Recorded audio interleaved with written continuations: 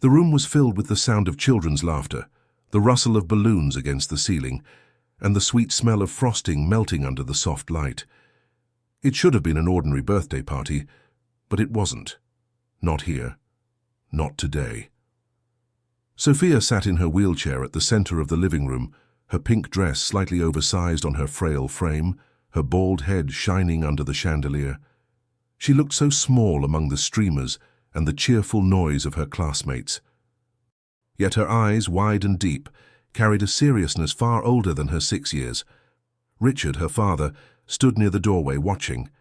He had done everything to make the celebration perfect. Balloons in every corner, a cake larger than life, gifts stacked on the side table. Money was never the problem. The problem was time, and time was slipping through his fingers like sand. Beside Sophia, always close, was Elena.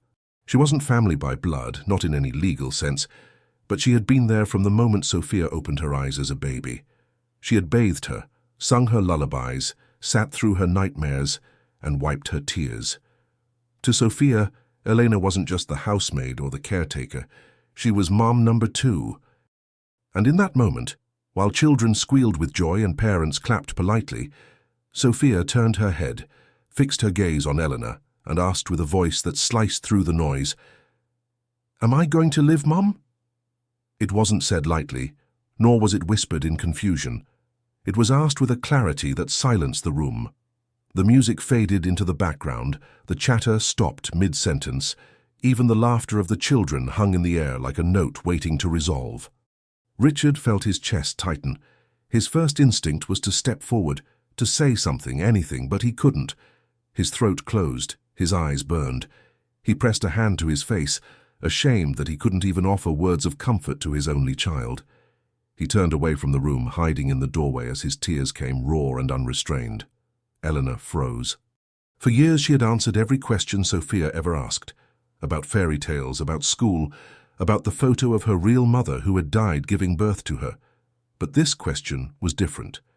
This question had no safe answer. Sophia's eyes never left her. She didn't say Mom number 2.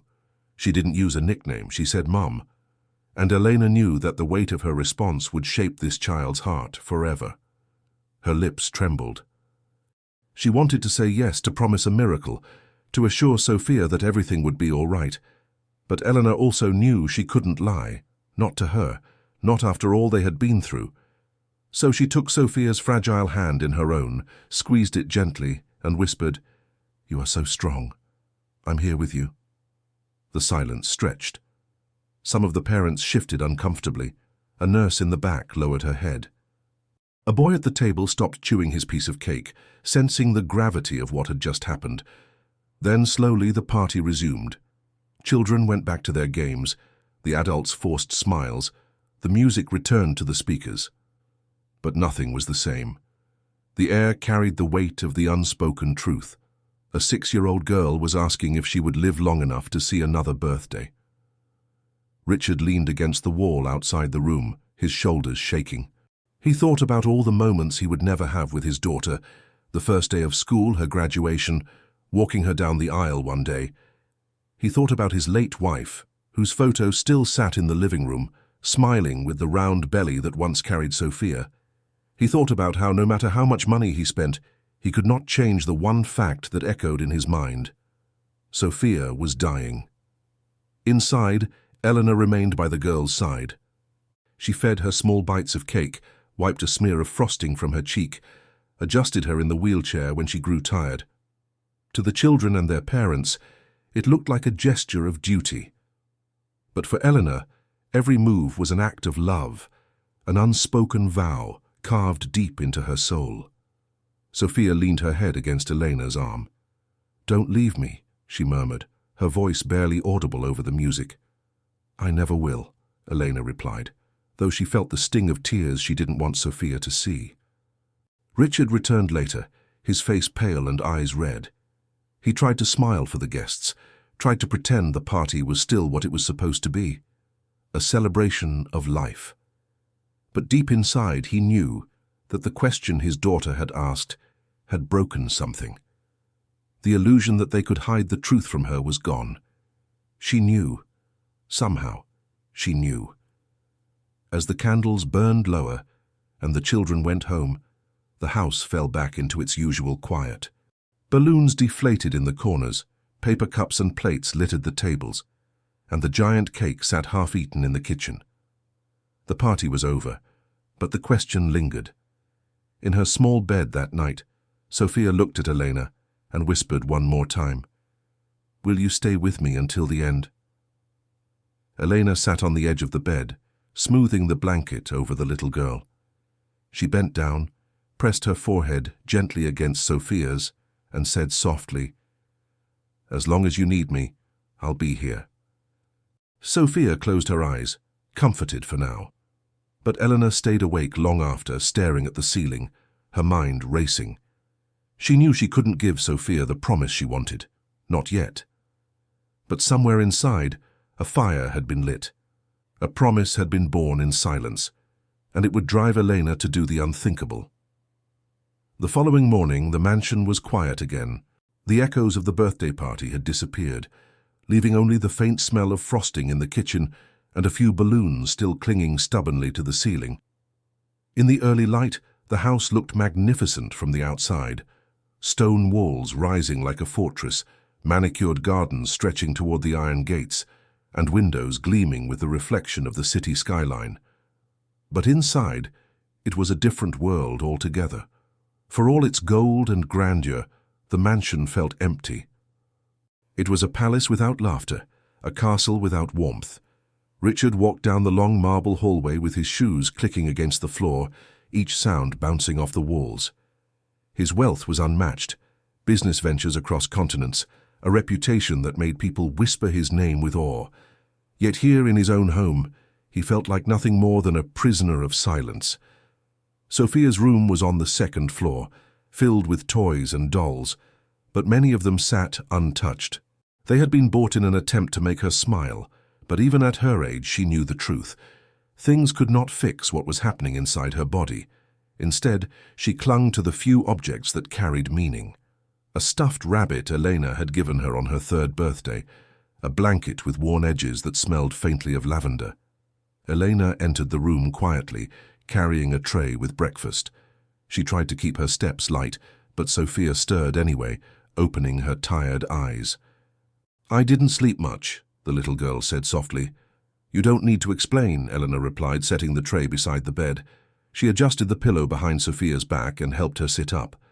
"Here, try a little juice. It might give you some strength." Sophia sipped slowly, then looked out the window. The morning sun painted golden stripes on her pale face. "Will I have to go to the hospital again today?" she asked. Eleanor paused. She didn't want to answer, but she couldn't avoid it. "Yes," she said gently. "Dr. Harris needs to run more tests. It's just routine."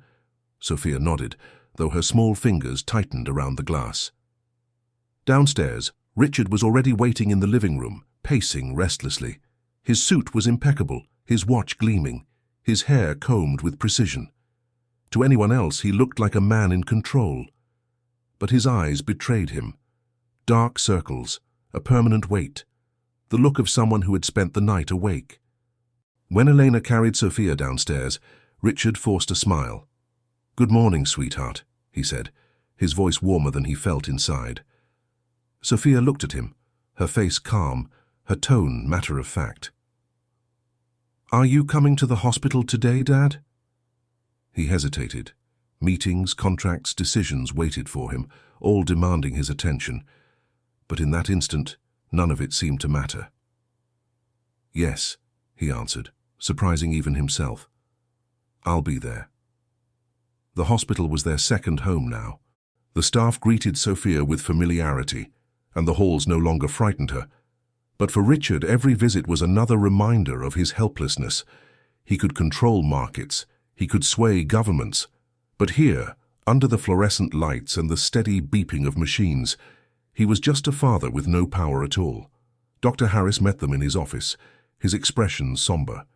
He spread out the test results across the desk, pointing to numbers and charts. Richard listened but barely absorbed the details. Words like aggressive, rare, and limited options cut deeper than the data itself.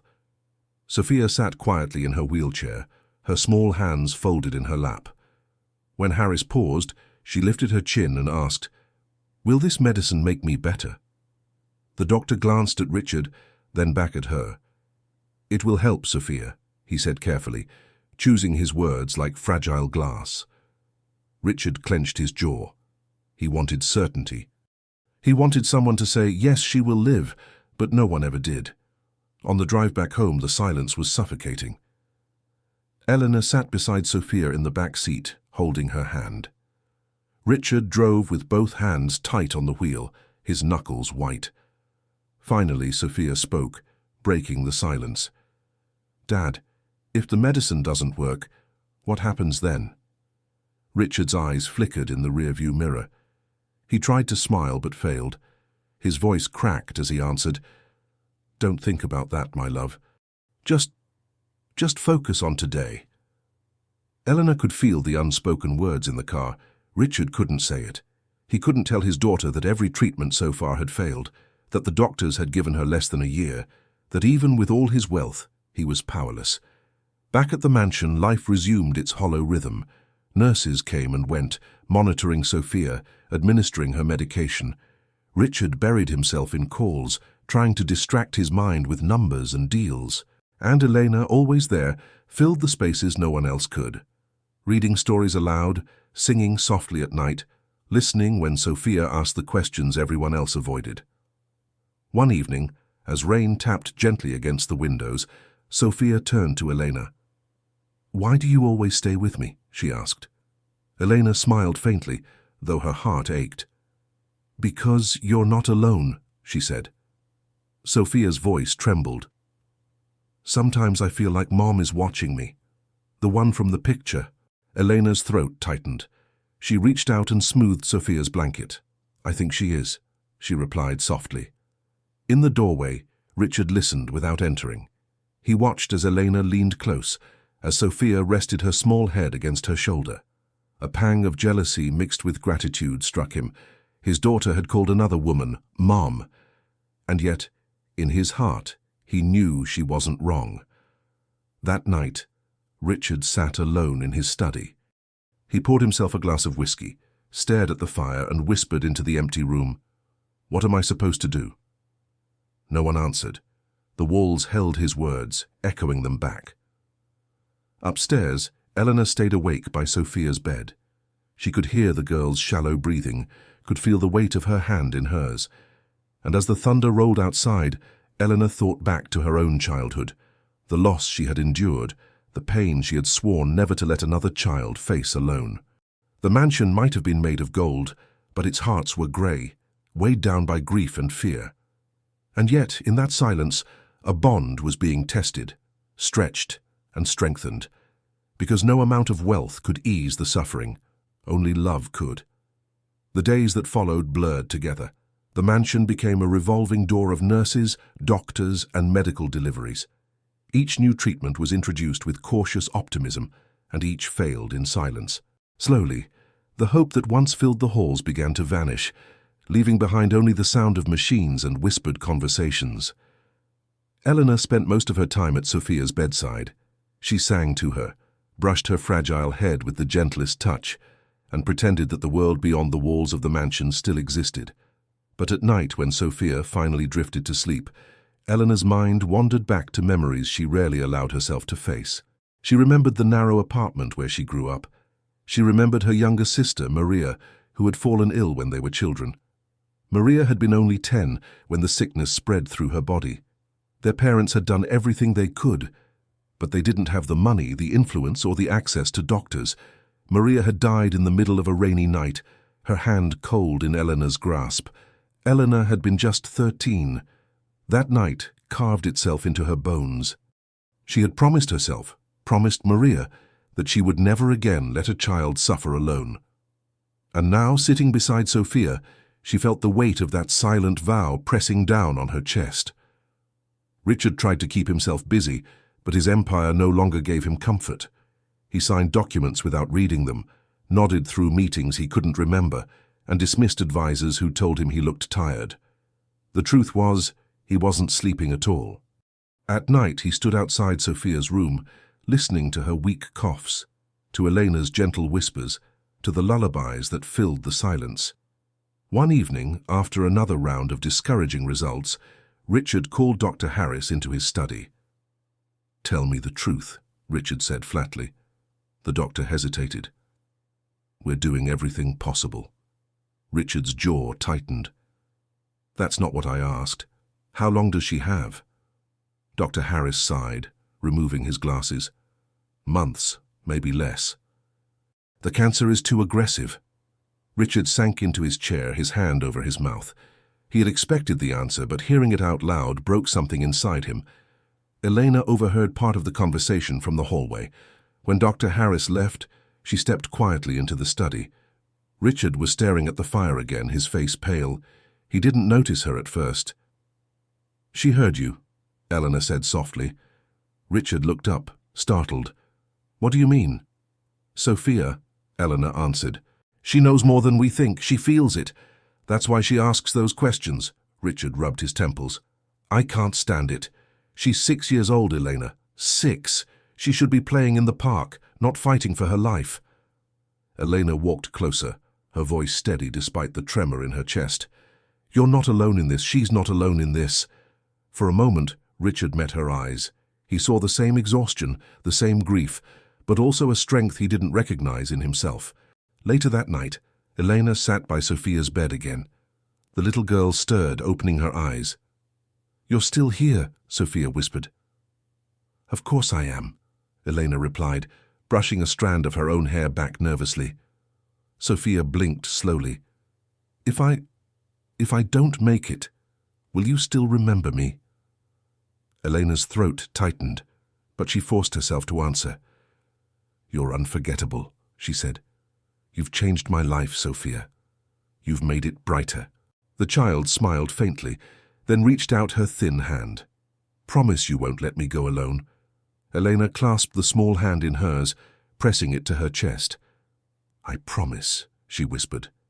It was a promise born of pain, of loss, of memory. And it was a promise Elena knew she would keep at any cost. The weeks dragged on. Each hospital visit ended in the same disappointment. New drugs, experimental protocols, endless needles. Nothing slowed the disease. Sophia grew weaker. Her laughter became rarer, her steps shorter, until she no longer left the wheelchair at all. One afternoon, Richard returned from yet another meeting with specialists. He found Elena reading aloud to Sophia in the garden, her voice calm, her tone soothing. For a moment, he simply stood there, watching. Sophia looked up and saw him. "Dad," she said quietly, "did the doctors find a way?" Richard forced a smile, but his voice betrayed him. "They're trying, sweetheart." Sophia tilted her head. "That means no." He felt the sting of her words. She was too perceptive for her age. He sat down beside her wheelchair and took her hand, unable to stop the tears that welled in his eyes. "I don't want to die," she whispered. Richard broke down. He pressed his forehead to her small hand and whispered, "You won't. I'll do anything. Anything." Elena stood a few steps away, her heart shattering at the scene. She wanted to tell him that money and power wouldn't save Sophia. She wanted to scream that love was not enough unless someone acted, but she stayed silent, because deep down she knew the choice wasn't his to make. It was hers. That night, Elena lay awake, staring at the ceiling. Sophia's weak breathing filled the room. Richard had fallen asleep in a chair nearby, drained from his grief. Elena closed her eyes, and Maria's face appeared in her memory. The little girl with dark hair, smiling despite the fever, whispering with her last breath, "Don't leave me alone." Elena opened her eyes again. She turned her head towards Sophia, her chest rising and falling in shallow rhythm. She reached out, touched the child's hand, and felt the weight of the world in her palm. In the silence of the mansion, under the weight of memories and sorrow, Elena made her decision. She would not fail again. She would not break her promise. Sophia would not die, not if Elena could stop it. The decision had been made in silence long before Elena admitted it to herself. Still, it wasn't until one night, as the house slept and the city outside dimmed under a silver moon, that she acted on it. The mansion's library was filled with books Richard never touched anymore. Elena sat at the desk with the glow of the computer screen lighting her face. Her hands trembled as she typed in words she had only heard whispered. Living donor liver transplant, success rates, compatibility, pediatric cases. The search results flooded the screen. She clicked, read, clicked again. Her eyes devoured medical journals, news stories, obscure forums. Some spoke of miraculous recoveries, others of devastating losses. But one phrase kept returning again and again. The donor must be a close relative. Elena leaned back in the chair, her chest tightening. She wasn't a relative. She wasn't anyone, not on paper. She was the caretaker, the invisible woman in the corner of family photos, the one who belonged everywhere yet nowhere. Still, the thought would not leave her. She pressed her palm against her chest, whispering to herself, "What if I am the match?" The next morning, while Richard was away in a meeting and Sophia was resting, Eleanor took a step she knew was dangerous. She convinced one of the nurses, an old friend from her neighborhood, to help her get tested. It meant slipping into a clinic quietly, without records, without signatures. She explained nothing, only begged. The nurse, moved by her desperation, agreed. The blood was drawn. The test was run. Elena returned home, her heart pounding, afraid she had crossed an invisible line. For days, she waited. She cared for Sophia as usual, hiding her anxiety behind practiced smiles. She fed her soup, read her stories, sang her to sleep, but every hour felt heavier, every minute dragged by a question she could no longer silence. Then, the result arrived. She sat at the kitchen table, the envelope trembling in her hands. She opened it slowly, her eyes scanning the words, and the world around her seemed to vanish. Compatible. Perfectly compatible. She gasped, pressing a hand over her mouth, tears springing to her eyes. She whispered, "It's me. I can save her." But joy quickly turned into dread. The fine print was clear. Legally, only a biological parent or close blood relative could donate. She wasn't either. Even if she begged, even if she screamed, no hospital would allow it. That evening, Eleanor sat across from Richard in the dining room. The table stretched between them, filled with food neither of them touched. She wanted to tell him, to confess the truth, but she also knew how he would respond. Finally, she said, "I got tested." Richard's fork froze midair. "Tested for what?" "For compatibility," Elena answered, her voice trembling. "With Sophia." His eyes narrowed. "You did what?" "I'm a match," she said quickly. "I can give part of my liver. I can save her." Richard's chair scraped loudly against the floor as he stood. His face was a mixture of shock and anger. "That's insane. You had no right, and even if you are compatible, the hospital won't allow it. You're not family." Eleanor rose too, her voice desperate. "I am her family. Maybe not by blood, maybe not by law, but I am the one who has been here every day of her life. I am the one she calls mother when she is scared. If I can save her, why won't you let me?" Richard's voice cracked as he shouted, "Because I can't lose you too." The words burst from him before he realized what he had said. He turned away, his hands covering his face. "I can't risk Sophia losing you. What if it goes wrong? What if she survives and you don't?" Elena's tears fell silently. She stepped closer, her voice low. "Then she survives. That's all that matters." But Richard shook his head. "No. I won't allow it." The conversation ended there, hanging in the air like smoke from a fire. Sophia, listening from the top of the stairs, clutched the wooden railing. She didn't understand every word, but she understood enough. Eleanor wanted to save her. Her father wouldn't let her. The following days were filled with tension. Richard avoided Elena, burying himself deeper into work. The doctors suggested new treatments, experimental drugs from overseas. He clung to them as though they were lifelines. But Elena knew better.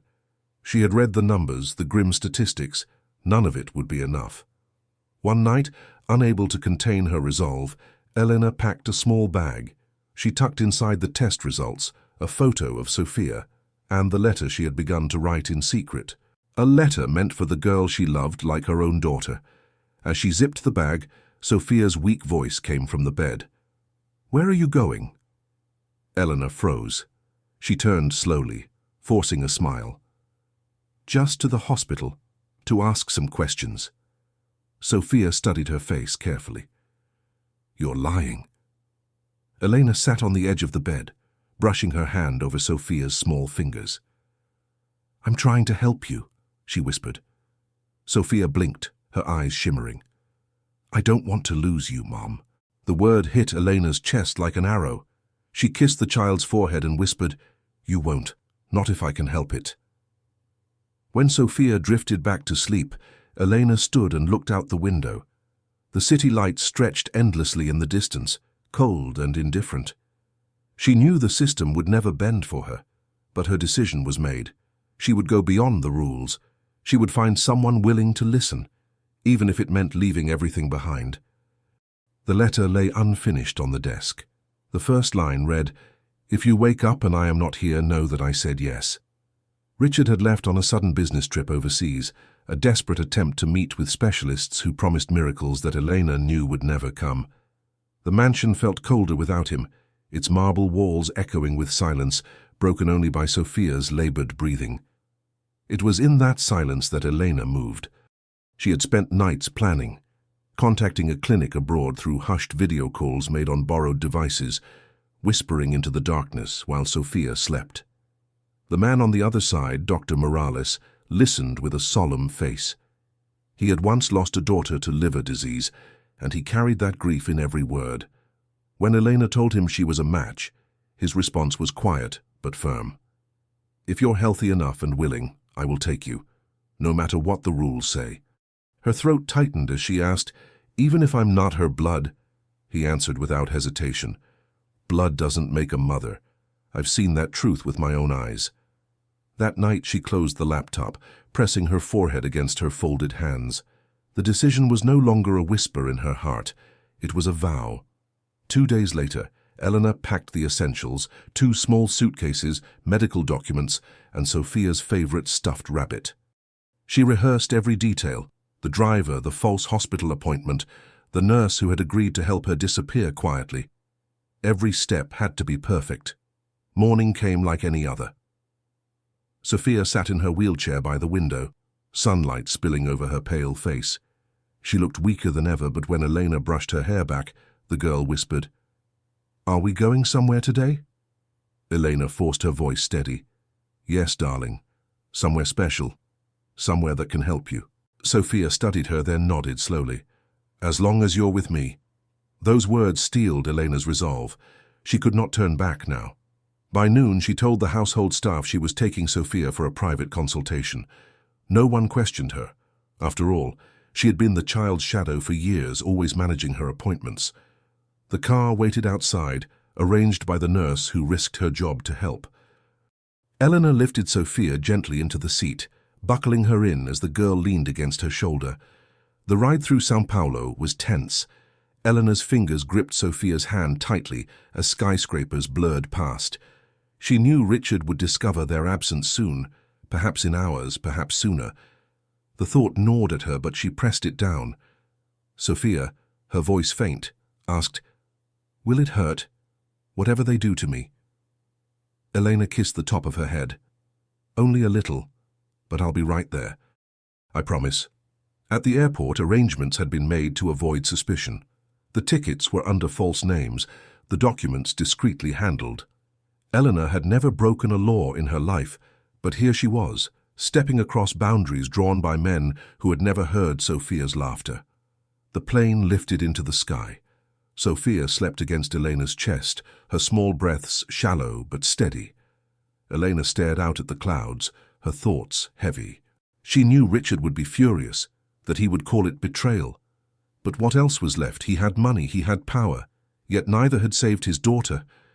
All Elena had was love, and she was betting everything on it. The flight felt endless, each hour marked by a pulse of fear. When they landed in the foreign city, night cloaked the airport in shadows. A car from the clinic waited, its driver silent, respectful. The hospital loomed on the horizon, modern and bright, a beacon of hope that Elena clung to like air. Inside, everything moved quickly. Nurses greeted them, guiding Sophia to a private room. Elena signed forms with hands that trembled but did not hesitate. When asked for her relation, she answered softly, "Mother." No one questioned further.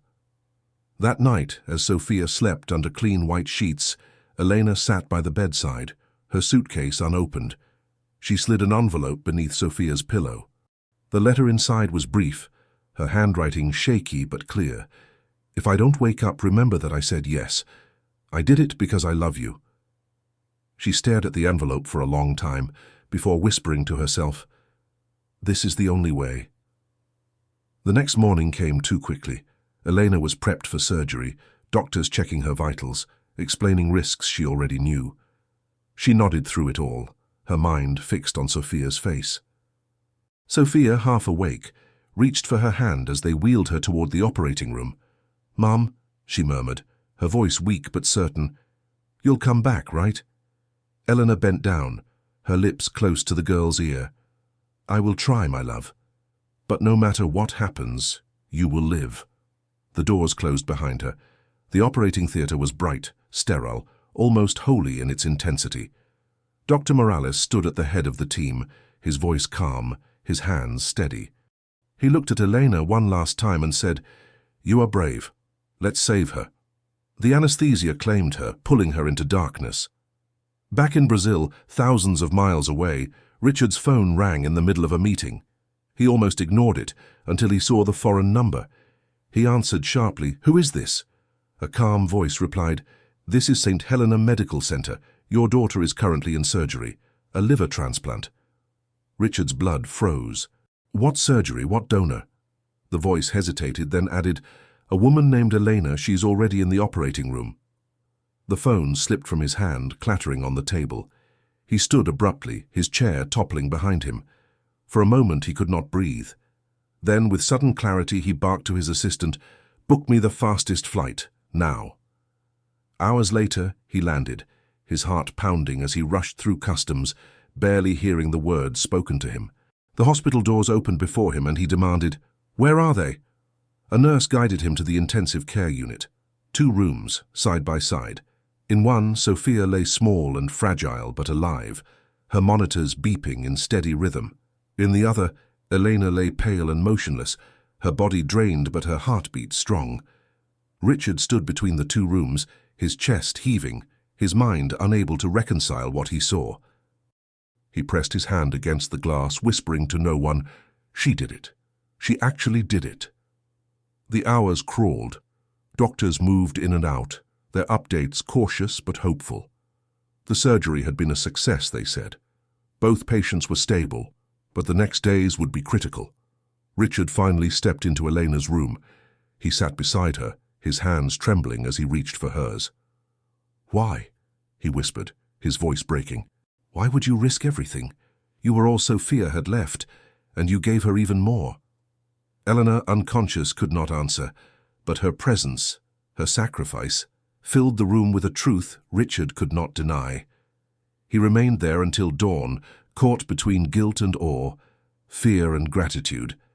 He realized that no fortune, no empire he had built, could measure against what Elena had given freely. In the room across the hall, Sophia stirred in her sleep. Her lips moved faintly, forming one word over and over, "Mom." And though Richard's heart ached, he knew it was not his name she called. The corridors of the hospital smelled of antiseptic and sleepless nights. Lights buzzed softly overhead, a steady reminder that this place never truly rested. Outside the operating rooms, Richard stood motionless, his body tense, his eyes locked on the double doors that had closed behind Elena and Sophia. The 2 surgeries ran side by side, timed in fragile harmony.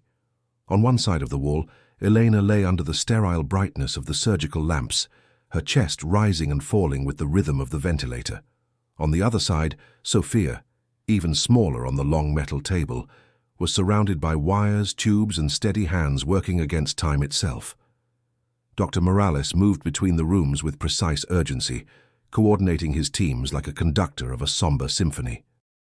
He had told Richard moments before, "We will take part of Elena's liver and transplant it into your daughter. It's dangerous. For both of them." Richard had tried to speak, but his voice had broken. All he managed to say was, "Bring them both back to me." The hours dragged like years. Richard sat with his head in his hands, rising every few minutes to pace, his footsteps echoing in the empty hallway. Nurses passed, their eyes avoiding his. He could hear the distant hum of machines, the muffled voices of doctors, but none of it brought comfort. At one point, he leaned against the wall, whispering to himself, "Why did you do this, Elena? Why didn't you let me protect you?" His voice cracked, his words dissolving into the sterile air. Inside the operating room, the surgeons worked tirelessly. They separated the section of Elena's liver, steady hands guiding each incision. Blood was suctioned away, sutures placed with precision. Her body grew pale, her pulse fragile but present. In the adjoining room, Sophia's small chest rose and fell, her body fighting against the weight of anesthesia. The transplant was delicate, every second a battle. But as the hours passed, the pieces began to align, the puzzle of life fitting back together with painstaking care. Meanwhile, Richard's mind wandered. He remembered Sophia's birth, the chaos of that night when he lost his wife, but gained his daughter. He remembered holding the tiny infant in his arms, terrified and overjoyed, swearing he would protect her no matter the cost. He remembered Elena stepping forward in those early days, steadying his shaking hands, rocking Sophia when he couldn't bear to face the crib alone. And now, years later, it was Elena again who carried the weight he could not. After 7 hours, the doors finally opened.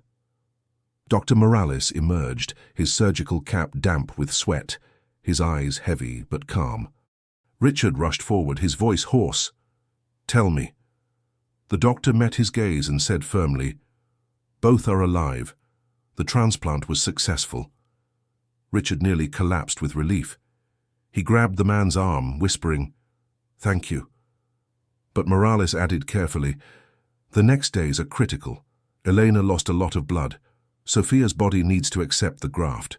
We've won the first battle, but the war isn't over." Richard nodded, though the words barely penetrated the fog of relief. Alive. That was all he needed to hear. He was allowed to see them only hours later. First, Sophia. She lay in the intensive care unit, tubes and wires covering her tiny body, but the monitors beeped with steady rhythm. Richard placed his hand gently on her arm and whispered, "My little warrior." Then he crossed into the next room. Elena lay motionless, her skin pale, her lips dry. Machines monitored her fragile vitals. Richard sat by her side, his large hands trembling as he took her smaller one. "Are you stubborn, woman?" he said softly, his voice breaking. "You gave her what I couldn't. You gave her life again." For a long time he stayed between the two rooms, walking back and forth, torn between his daughter and the woman who had risked everything for her. When morning came, Sophia stirred faintly. Her eyelids fluttered and she whispered weakly, "Mom?" Richard leaned close, hoping she meant him. "I'm here, sweetheart." But Sophia shook her head slightly and repeated, "Mum," her eyes searching the room for Elena. Richard swallowed hard. His heart ached with a strange mixture of jealousy and gratitude. He whispered to her, "She's resting, my love. She's here, and she's fighting for you." Sophia smiled faintly before drifting back to sleep. The next night was worse. Eleanor's blood pressure dropped, alarms blaring, nurses rushing into her room. Richard was forced to stand outside, helpless as they worked to stabilize her. He pressed his hands against the glass, whispering, "Hold on. Please, hold on." Minutes felt like hours, but eventually the alarms quieted.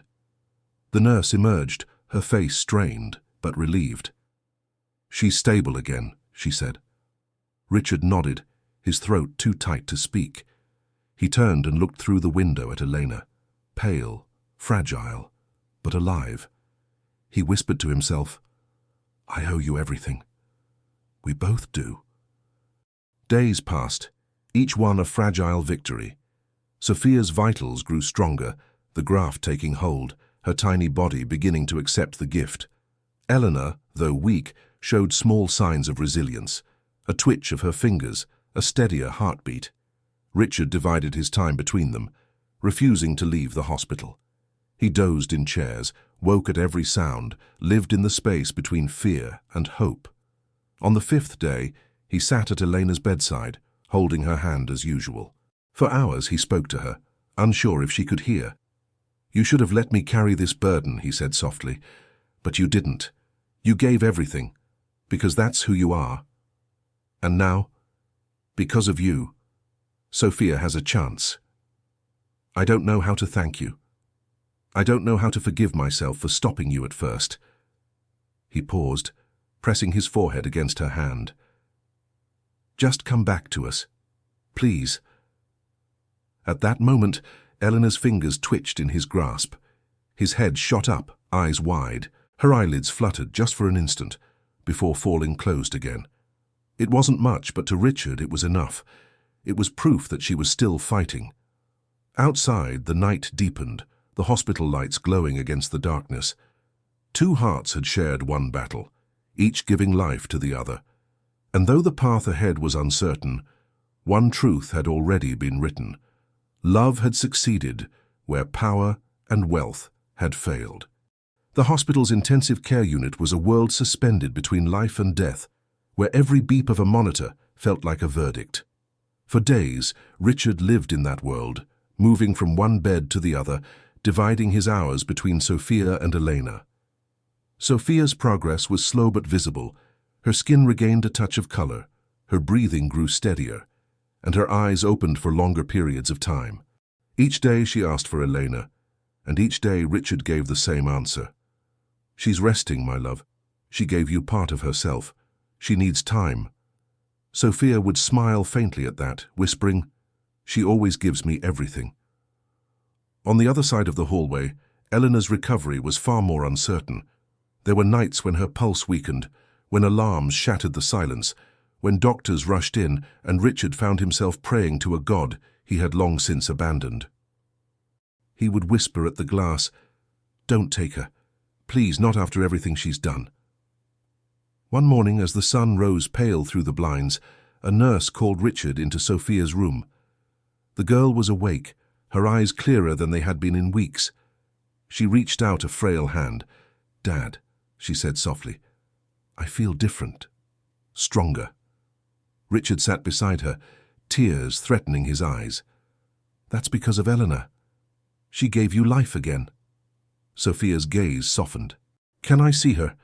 The doctors hesitated, but Richard insisted, just for a moment. With care, they wheeled Sophia into Elena's room. The machines hummed steadily around the still figure in the bed. Sophia reached out, touching Elena's limp hand. "Mom," she whispered, her voice trembling, "I'm alive because of you. Wake up. Please wake up." A tear slipped down Sophia's cheek, falling onto Elena's skin. For a moment, nothing happened. Then, as if pulled by the child's plea, Eleanor's fingers twitched. Her eyelids fluttered, opening just enough for her to see the small figure beside her. Richard gasped, stepping forward. "Elena, can you hear us?" Her lips moved, her voice almost inaudible. "Sophia?" The girl leaned closer. "I'm here. You saved me." A faint smile crossed Eleanor's face before exhaustion pulled her back into unconsciousness, but the doctors assured them it was a sign. Her body was fighting its way back. News of the transplant began to spread beyond the hospital walls. At first it was whispers among the staff, then local reports, and soon international headlines. Caretaker risks life to save millionaire's daughter. Journalists swarmed outside, their cameras flashing, their voices demanding statements. Richard ignored them. He stood at the hospital entrance once, surrounded by microphones, and said only, "This is not about me. This is about two lives bound by love." Then he walked back inside, refusing further comment. Inside the hospital, though, the attention was impossible to avoid. Strangers sent flowers, cards, prayers from across the globe. Some praised Elena as a hero. Others criticized the system that had forced her into secrecy. Doctors debated ethics on television, politicians promised reforms, but Elena, when she finally regained enough strength to open her eyes for longer, wanted none of it. One afternoon, Richard sat at her bedside holding the newspaper. He read aloud the headlines, thinking she might feel proud. She turned her head weakly and whispered, "I don't want fame. I just want her to live." Richard lowered the paper, his throat tight. "And she will, because of you." Sophia visited daily, wheeled carefully into the room. Each time she held Elena's hand and whispered little stories about dreams she had, about the nurse's jokes, about how she wanted to play outside again someday. Elena listened, her eyes glistening, her lips curving into the faintest of smiles.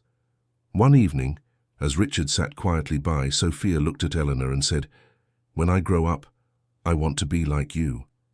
Eleanor's voice was still fragile, but she managed to reply, "Be yourself, Sophia. That's more than enough." Richard watched this exchange in silence, overwhelmed by the bond between them. For years he had thought of Eleanor as part of the household, necessary but replaceable. Now he understood the truth. She was not just a caretaker, she was family. The doctors were astonished by Sophia's recovery. Her young body accepted the graft faster than expected, her blood work improving week by week.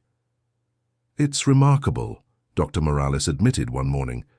"Cases like this are rare. Some would call it a miracle." Richard stood beside him, watching Sophia laugh softly at one of Elena's whispered jokes. "Miracle," he repeated quietly. "Yes, that's exactly what it is." Still, the road was long. Elena faced weeks of rehabilitation, her body weakened by surgery and blood loss. But she never complained.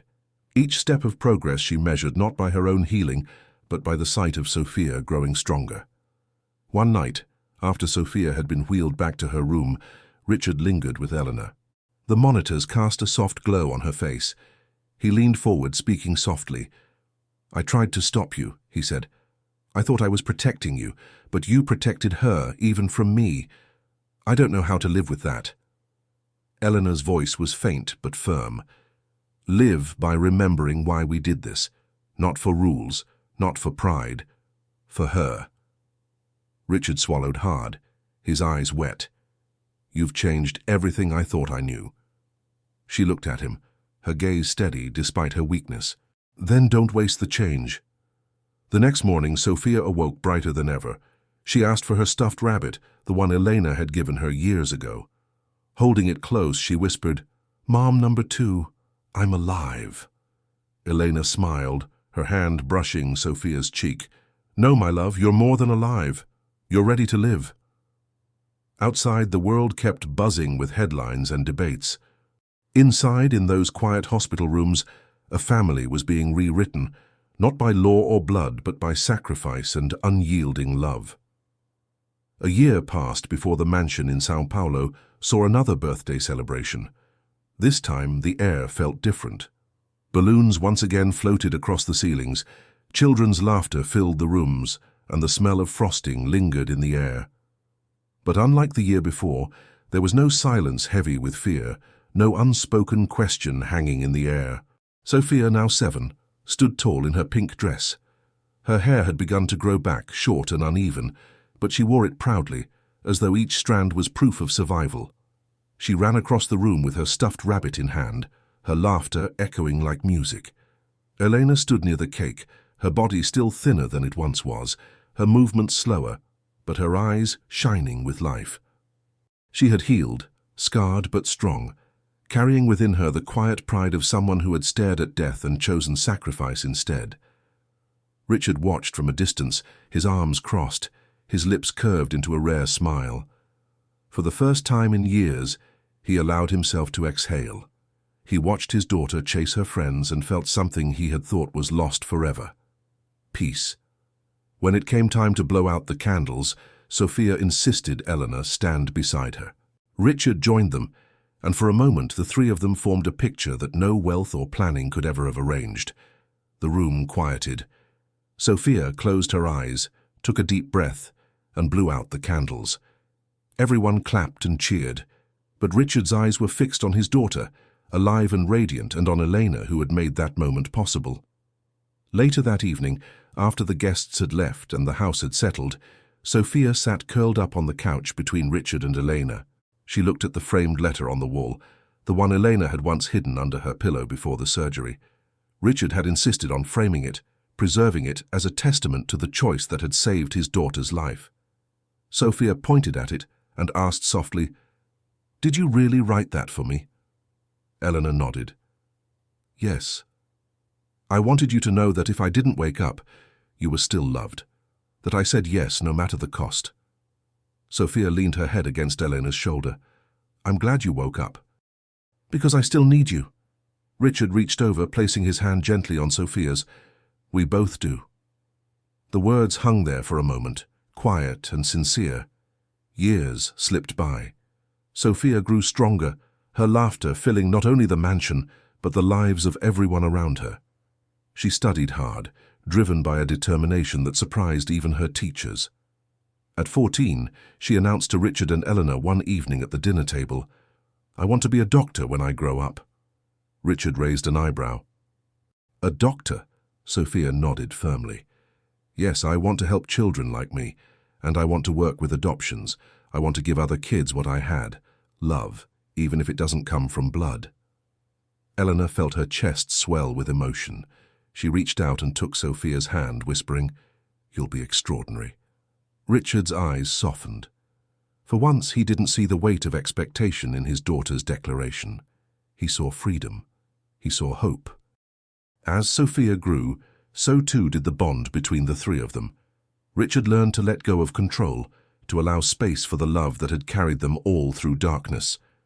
Elena continued to guide Sophia with gentle strength, no longer just a caretaker, but a mother in every way that mattered. One quiet evening, years after the surgery, Sophia and Elena sat in the garden. The air was filled with the scent of jasmine, the sky painted in twilight colors. Sophia, now a teenager, turned to Eleanor and asked, "Back then, were you scared?" Elena smiled faintly. "Terrified, but love is stronger than fear. When I looked at you, I knew the answer had to be yes." Sophia's eyes glistened. "You gave me life twice." Eleanor brushed a strand of hair from Sophia's face. "And you gave me a reason to live. We saved each other." Richard watched from the balcony, listening silently. He knew their bond was something he could never replace, but he no longer felt threatened by it. Instead, he felt grateful that his daughter had two parents, where once she had none. On Sophia's 18th birthday, family and friends gathered once more in the mansion. Elena, older now but radiant, stood beside Richard as they watched Sophia cut her cake. The young woman raised her glass in a toast. "To love," she said, her voice steady, "the kind that doesn't need DNA or rules. The kind that saves us when nothing else can." The room erupted in applause, but Richard and Eleanor simply looked at her, their hearts full. Later that night, when the celebration had quieted, Sophia sat alone with Eleanor. The girl who had once been frail and fearful was now strong, but in her eyes still lived the memory of those fragile days. "Now I can say it," Sophia whispered. "I'm really going to live, Mom." Eleanor pulled her close, tears welling in her eyes. "Yes, my love. You always were." Because love said yes. The story didn't end with the surgery or with survival. It continued in every choice Sophia made, in every life she touched, in every lesson she carried from the woman who had given everything for her. And in that quiet truth, a new legacy was written, one not of blood or wealth, but of love powerful enough to defy death itself. This story reminds us that true family is built by love, not blood. If it touched your heart, subscribe to the channel, give this video a like and share your thoughts in the comments below. Your voice keeps these stories alive,